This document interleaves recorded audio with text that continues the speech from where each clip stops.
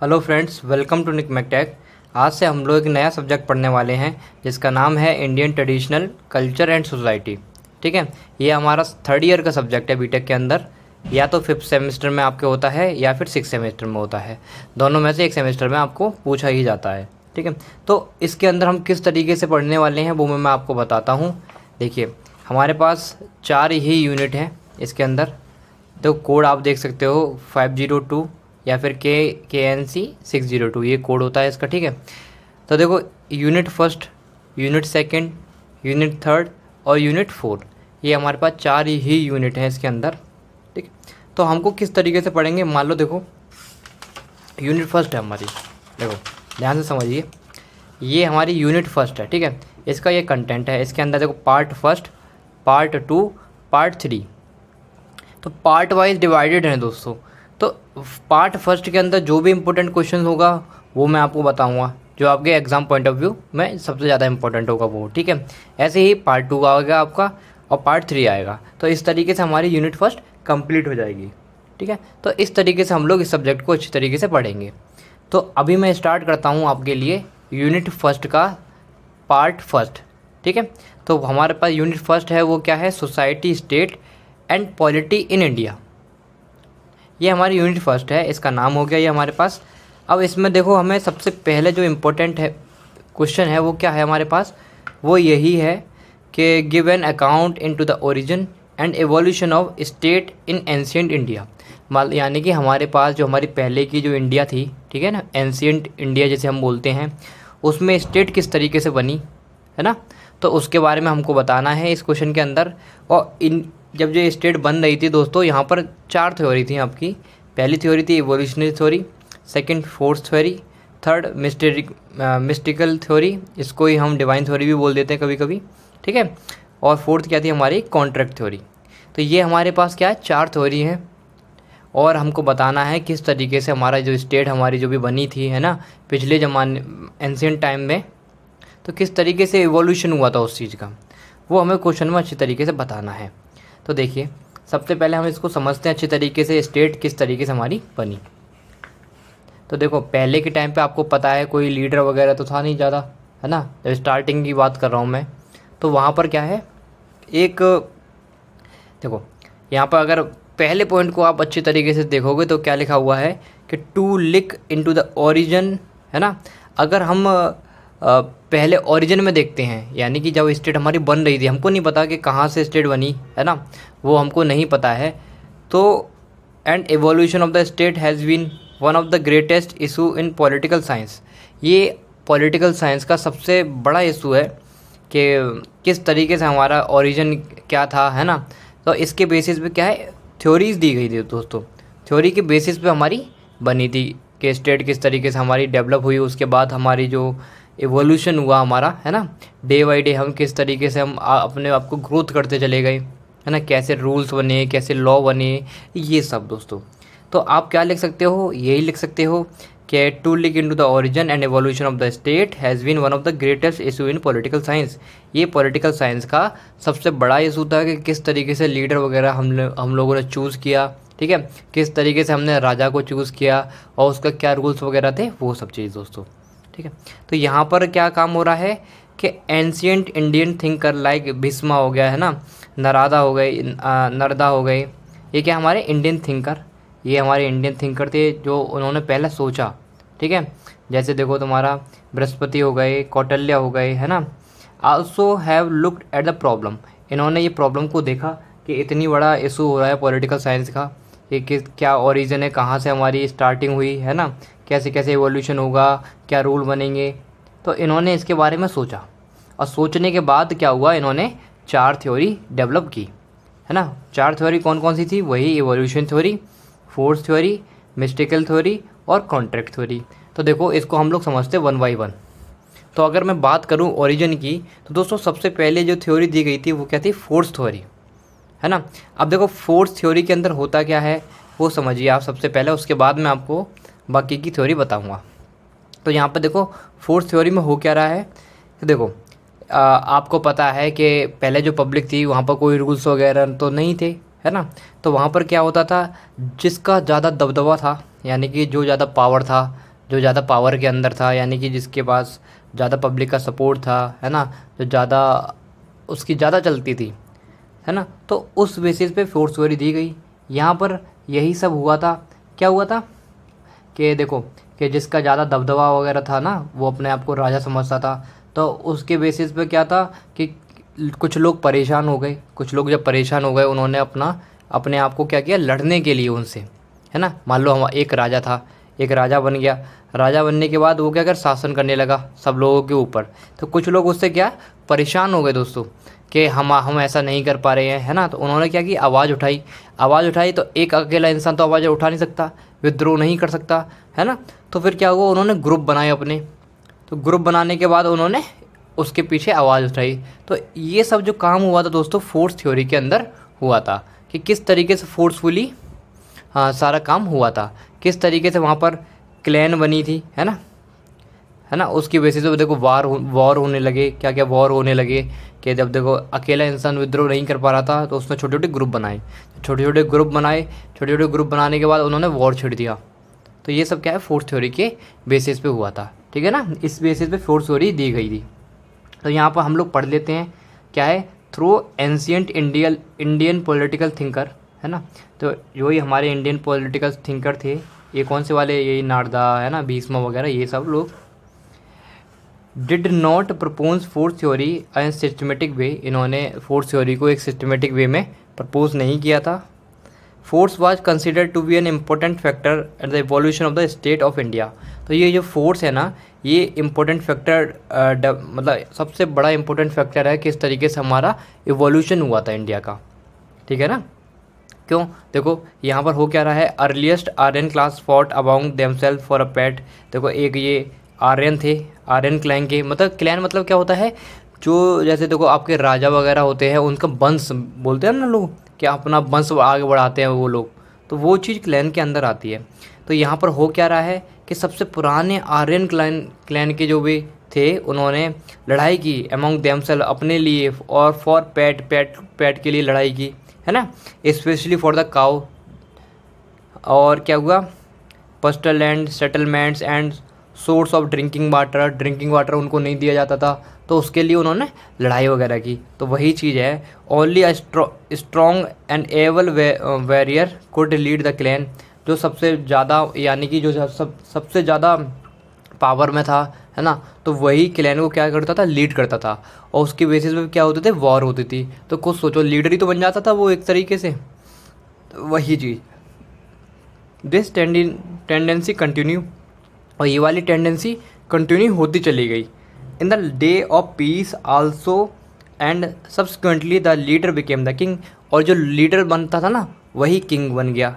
तो इस तरीके से फोर्स थ्योरी काम करी। तो बेसिकली हो क्या रहा है कि आर्यन क्लान के बंदे थे, है ना, जो भी आर्यन क्लान के अंदर आता था, उन्होंने लड़ाई विद्रोह छोड़ दिया कि पेट एनिमल के लिए, ठीक है, स्पेशली काऊ के लिए, और जो भी ड्रिंकिंग वाटर था उसके बेसिस पर, ठीक है। तो वहाँ अकेला जो बंदा था उसने ग्रुप बनाए थोड़े थोड़े। अब जो अकेला बंदा था वो लीडर हो गया, है ना। तो इस तरीके से वो क्या बना, किंग बना। तो ये सब क्या आता है, फोर्थ थ्योरी के अंदर आता है, ठीक है। सेकंड अगर मैं बात करूँ, सेकंड है हमारे पास मिस्टिकल थ्योरी। अब इसी को हम लोग डिवाइन थ्योरी भी बोलते हैं। अब देखो मिस्टिकल थ्योरी में होता क्या है वो मैं आपको बताता हूँ। यहाँ पर क्या होता है दोस्तों कि जो भगवान होते हैं ना, तो एक किंग, एक राजा को ना भगवान का दर्जा दिया जाता है। कि वो सोचते हैं, जो पब्लिक सोचती है कि जो भगवान है उन्होंने ही, उन्हीं का एक रूप है राजा, है ना, उन्होंने ही राजा को भेजा है अपने रूप में, और वो उनका ही ऑर्डर फॉलो करते हैं। और जो उनके राजा की बात नहीं मानेगा उसको कड़ी से कड़ी सज़ा दी जाएगी, या फिर कुछ भी उसके साथ हो सकता है। तो ये सब क्या है, मिस्टिकल थ्योरी के अंदर हुआ था, ठीक है। अब यहाँ पर बहुत अलग तरीके से लिखा हुआ है, तो मैं क्या करता हूँ, आपको मैं अच्छी तरीके से मैं लिख के लाया हूँ। अब इसमें समझिए कि जो आपकी मिस्टिकल थ्योरी है, इसको हम लोग डिवाइन थ्योरी भी बोल देते हैं दोस्तों कभी कभी। तो देखो इसमें हो क्या रहा है, the state is establish and govern by God himself. जो स्टेट होती है एस्टेब्लिश की जाती है किसके द्वारा, गॉड हिमसेल्फ, गॉड के द्वारा ही, है ना। यहाँ पर क्या होता है, गॉड में रूल द स्टेट डायरेक्टली। जो गॉड होते हैं भगवान ही मान, मतलब पब्लिक ना भगवान मान लेती है किसको, राजा को, ठीक है ना। तो गॉड में रूल द स्टेट डायरेक्टली। जो गॉड होते हैं वो इस डायरेक्टली क्या करते हैं, शासन करते हैं किसके ऊपर, स्टेट के ऊपर, और indirectly through some as an agent of God. ठीक है, disobeying the king is crime against God. तो देखो उनमें क्या हुआ फैला रखा था कि जो भी किंग की बात नहीं मानेगा दोस्तों, है ना, तो वो क्या करेगा, उसके लिए वो क्या हो जाएगा कि क्राइम किया उसने। जैसे कोई राजा ने आदेश दिया और किसी ने नहीं बात मानी उसकी राजा की, तो वो उसके लिए क्या बोल दिया जाएगा, इसने क्राइम किया है, उसके लिए सज़ा वगैरह होगी, है ना। तो वो सब चीज़ है दोस्तों। King is accountable to God not a people. तो जो किंग है वो गॉड की तरह वहाँ पर उसका दर्जा जो दिया गया था, उसको गॉड का दर्जा दिया गया था किंग को, पब्लिक को नहीं दिया गया था। तो सिंपल आपको याद रखना है मिस्टिकल थ्योरी के अंदर, वो यही याद रखना है कि मिस्टिकल थ्योरी में कि जो भगवान थे, है ना, उनको दर्जा किंग को भगवान का दर्जा दिया गया था। पब्लिक सोचती थी अगर कोई भी किंग की बात नहीं मानेंगे तो उसको क्राइम उसको घोषित किया जाएगा, उसको फिर सज़ा वगैरह मिलेगी। तो इस तरीके का काम जो हुआ था वो हमारा मिस्टिकल थ्योरी के अंदर ही हुआ था। ठीक है, नेक्स्ट अगर मैं बात करूं दोस्तों, नेक्स्ट हमारी आती है कॉन्ट्रैक्ट थ्योरी। अब देखो कॉन्ट्रैक्ट थ्योरी की अगर मैं बात करूं तो ये अपने आप में बहुत बड़ी थ्योरी है, इसको भी आप शॉर्ट में समझिए, क्योंकि देखो कॉन्ट्रैक्ट थ्योरी से आप बेसिकली मतलब भी समझ पा रहे हो। यहाँ पर कहीं ना कहीं कॉन्ट्रैक्ट हुआ था, है ना, कॉन्ट्रैक्ट बेसिस पे काम होती थी। तो देखो किस तरीके से होती थी वो आप समझिए। कॉन्ट्रैक्ट थ्योरी के अंदर दोस्तों 3 थे, है ना, 3 मेन थे। वो कौन से, थॉमस हॉब्स, है ना, जॉन लॉके और जे रूसे। ये 3 लोग थे, इन्होंने कॉन्ट्रैक्ट थ्योरी दी गई थी, है ना। तो इसमें क्या हुआ था कि an argument among the people के बीच में आर्ग्यूमेंट होने लगा था। ठीक है, तो इसमें हुआ क्या था, थॉमसन हॉब्स ने बताया था कि थॉमसन हॉब्स ने बोला था कि मान लो सोसाइटी बन गई आपकी, ठीक है, सोसाइटी इतनी वॉयलेंस भरी थी कि इतनी ज़्यादा उसमें वॉयलेंस होती थी, इतनी ज़्यादा लड़ाइयाँ होती थी, है ना। तो वो थॉमसन ने बताया, थॉमसन हॉब्स में कि कॉन्ट्रैक्ट थ्योरी के अंदर तो उसको संभालना मुश्किल हो पा रहा था। ठीक है, तो ये सब उन्होंने थॉमसन हॉब्स ने बताया। फिर जॉन लॉक आए और जॉन लॉक ने बोला कि इन्होंने इसका उल्टा बताया कि जो हमारी सोसाइटी वगैरह बनी हुई थी, धीरे धीरे देखो राजा वगैरह होते थे, वही तो उन्होंने सोसाइटी बनाई। जब सोसाइटी बन गई दोस्तों, तो जॉन लॉक ने बोला इसके अपोजिट कि वॉयलेंस तो नहीं थे, सोसाइटी के अंदर वॉयलेंस वगैरह नहीं थे, हालांकि वहाँ पर रूल्स वगैरह नहीं थे, उस वजह से इतनी लड़ाइयाँ वगैरह होती थी। ठीक है ना। तो फिर जे रोसे आ गए, उन्होंने बोला कि रूल नहीं थे कि या फिर वॉयलेंस वाली सोसाइटी थी। तो इन सब को कंक्लूड करके इन तीनों ने क्या, कॉन्ट्रैक्ट थ्योरी बनाई। ठीक है ना, इन्होंने अपने अपने अलग अलग पॉइंट ऑफ व्यू दिए। तो यहाँ पर क्या है, बेसिकली कुछ नहीं, एक एग्रीमेंट हो गया पीपल के बीच में कि कोई अलग धर्म का था या फिर कोई अलग धर्म का था, तो उन्होंने एग्रीमेंट कर लिया कि आप इसको मानना है, इसको नहीं मानना। ठीक है ना, कि इस तरीके से एग्रीमेंट हो गया कि आप ये काम करना या फिर ये काम नहीं करना है। ठीक है ना।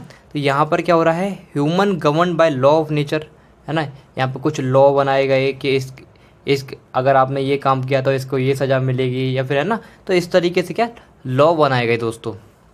फिर क्या हुआ, it's a kind of legal document. यहाँ पर लीगल डॉक्यूमेंट का काम हुआ based on the content of the all parties.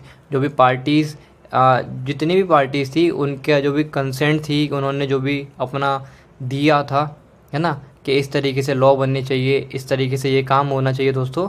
तो उनके बेसिस पे एक लीगल डॉक्यूमेंट तैयार हुआ। ठीक है ना। तो बेसिकली क्या हुआ, एक एग्रीमेंट क्रिएट हो गया ताकि जो भी वायलेशन हो रही थी, जो भी लड़ाइयाँ वगैरह हो रही थी पब्लिक के बीच में, वो ना हो। तो ये सब क्या आता है, कॉन्ट्रैक्ट थ्योरी के अंदर आता है।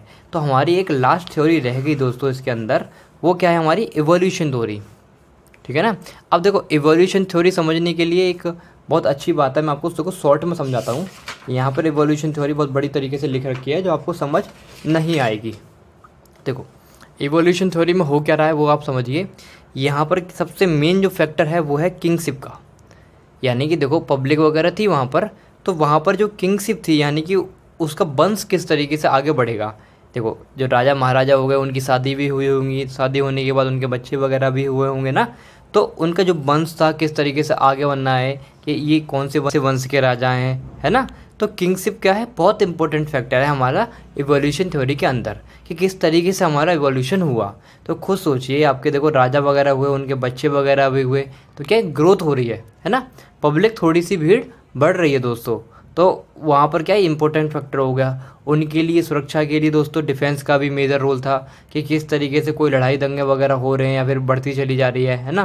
राजा महाराजाओं के क्लेन हो रहे हैं, वंश भी आगे बढ़ रहे हैं, एक वंश का हुआ फिर दूसरे वंश का हुआ फिर तीसरे वंश का हुआ, इस तरीके से। तो वहाँ पर दोस्तों कहीं ना कहीं डिफेंस भी एक इम्पोर्टेंट फैक्टर बन जाता है हमारा इवोल्यूशन के अंदर। तो इस तरीके से क्या धीरे धीरे हमारा इवोल्यूशन हो रहा है दोस्तों, है ना। धीरे धीरे क्या हो रहा है हमारा इवोल्यूशन हो रहा है दोस्तों। तो यही सब क्या है इवोल्यूशन थ्योरी के अंदर आता है। तो यहाँ पर देखो एक और मेजर जो फैक्टर है वो क्या हमारा रिलीजन।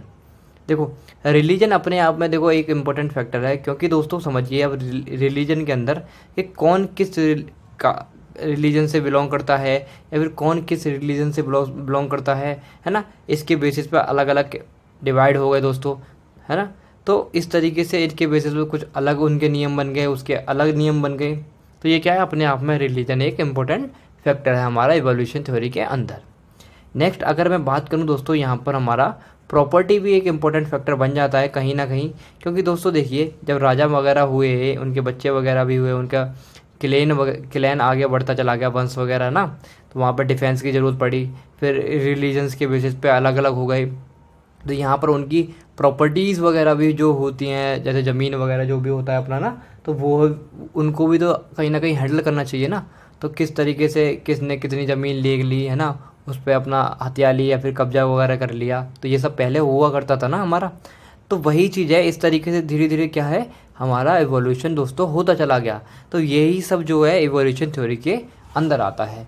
अब देखो आप देख सकते हो इसके अंदर देखो बहुत अलग तरीके से लिखा है कि this is the oldest theory of the origin of the state the and has been mention in the Atharvaveda. Atharvaveda के अंदर मैंसन ऑलरेडी मेंशन हो रखी है। तो कुछ पॉइंट आप यहाँ से लिख सकते हो, वरना मैंने आपको समझा ही दिया दोस्तों। तो इस तरीके से अगर इन पॉइंट को आप समझाओगे तो आपके नंबर अच्छी तरीके से मिल जाएंगे। तो अब हम लोग पढ़ेंगे नेक्स्ट क्वेश्चन के बारे में।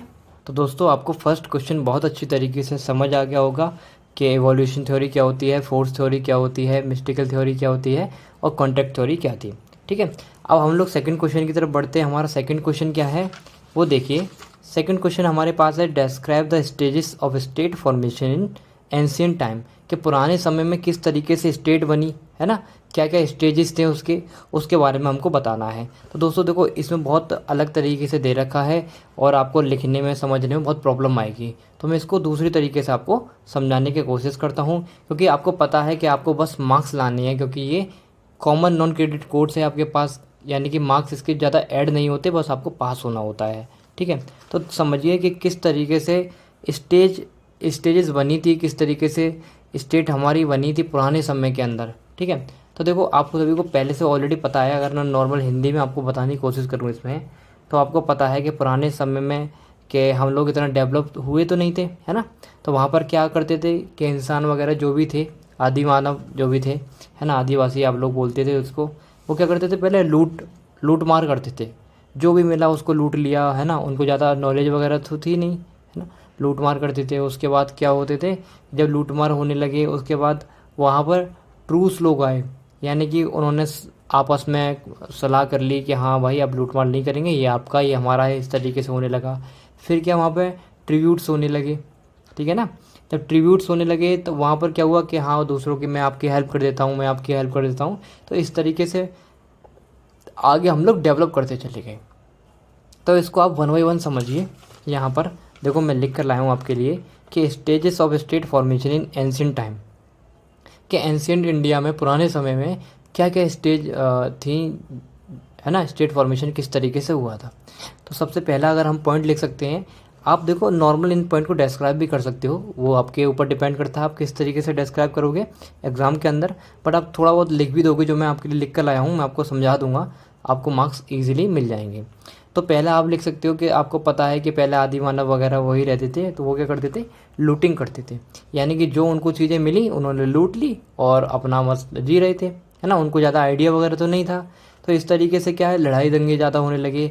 फिर एक तरीके से थक गए वो लोग कि हाँ अब लोग हम लोग थक चुके हैं। फिर वहाँ पर क्या हुआ, ट्रूस होने लगा, यानी कि दोनों ने आपस में सलाह कर ली और लोगों ने कि हाँ ठीक है ये आपका है ये मेरा है, इस तरीके से थक चुके थे वो लूटिंग कर करके, ठीक है ना।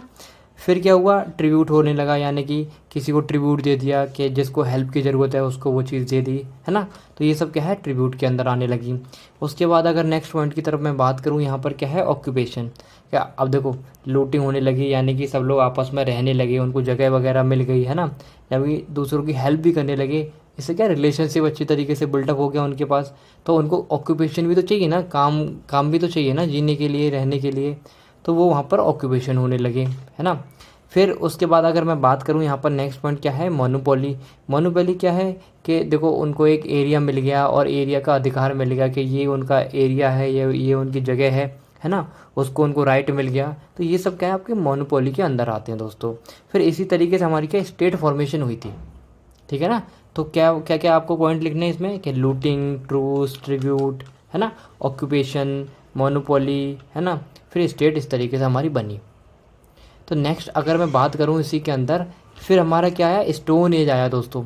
स्टोन एज से आप खुद समझ सकते हो कि यहाँ पर तीन है हमारे, पैलियोलिथिक और मेसोलिथिक और नियोलिथिक, ठीक है ना। ये 30,000 BC से 10,000 BC तक इनके बीच में चलती रही थी। तो इसमें क्या हुआ था, स्टोन एज में आपको ऑलरेडी पता है कि आदि मानव जो भी रहते थे, आदिवासी वगैरह, उन्होंने पत्थरों की चीज़ें बनाने स्टार्ट कर दी, है ना। क्यों, क्लॉथ पहनने लगे, पत्तियों के क्लॉथ पहनने लगे, वो पॉलिशिंग करना सीखा उन्होंने, है ना, कपड़े किस तरीके से पहनते हैं, और बहुत सारे हथियार वगैरह बनाए पत्थरों से, है ना, आग जलाना सीखा पत्थरों से। तो ये सब क्या है दोस्तों, आपका स्टोन एज के अंदर आता है। इस तरीके से हमारा क्या है, स्टेट बाई स्टेट हमारा डेवलप होता चला गया, फॉर्मेशन होती चली गई, इस तरीके से हमारी स्टेट फॉर्मेशन होती चली गई एंशिएंट टाइम में, ठीक है ना। तो ये सब आप लिख सकते हो स्टोन एज के अंदर। नेक्स्ट अगर मैं बात करूं, हमारी जो थर्ड स्टेज थी वो क्या थी, इंडस वैली। देखो, इंडस वैली आपने ऑलरेडी पढ़ी होगी, अब अलग से भी पढ़ सकते हो, है ना। तो यहाँ पर क्या था, हड़प्पन थे, मोहनजोदारो जो आपके आए थे ना, आपने जोधाकबर नाटक भी देखा होगा। तो वहाँ पर किस तरीके से पीपल, मतलब जो पब्लिक वगैरह होती थी, पेट पेट डॉग वगैरह, उनको अवशेष वगैरह मिले थे कि पहले की जो पब्लिक थी पेट डॉग भी रखती थी, ठीक है ना। तो इसको हम ब्राउन एज भी बोलते हैं इंडस वैली को, क्योंकि देखो इंडस वैली में ही आपको ब्राउन, मतलब यानी कि जो ब्रॉन्ज वगैरह थी ना, कॉपर वगैरह, उन उसको वो भी यहीं पर मिला था, है ना था। और यहाँ पर जो भी तुम्हारे भगवान वगैरह होते थे दोस्तों, है ना, उनके अवशेष वगैरह भी मिले थे। आइडियली अवशेष वगैरह, भगवान वगैरह के अवशेष के, यहाँ पहले के ज़माने में भगवान वगैरह भी होते थे, है ना, तो देव वगैरह। तो वो सब क्या है, इंडस वैली के अंदर आता है, इसीलिए इसको ब्राउन एज भी बोलते हैं। किस तरीके से जो पीपल वगैरह थे, जो भी वहाँ के लोग थे, वो पहले के पेट डॉग वगैरह भी पालते थे, है ना, उनके अवशेष वगैरह मिले थे। तो बहुत सारा डेवलप हो गया था दोस्तों इंडस वैली के अंदर। तो अपने आप में बहुत बड़ा इंपॉर्टेंट है ये इंडस वैली, है ना। तो ये कब तक चला था, ये 3,300 से BC से 1300 BC तक इन सब के बीच में चलता रहा था। ये आपको नॉर्मल बातें लिख देनी है। नेक्स्ट अगर मैं बात करूँ, नेक्स्ट हमारा फोर्थ जो पीरियड आता है वो आता है वैदिक पीरियड। देखो वैदिक पीरियड के अंदर आप लोग समझ सकते हो, यहाँ पर ऋग वैदिक पहला एक वेद था, है ना। सेकंड अगर मैं बात करूँ यहाँ पर लेटर वैदिक के अंदर आपने पढ़ा होगा अर्थवेद, ऋग, सामवेद, है ना।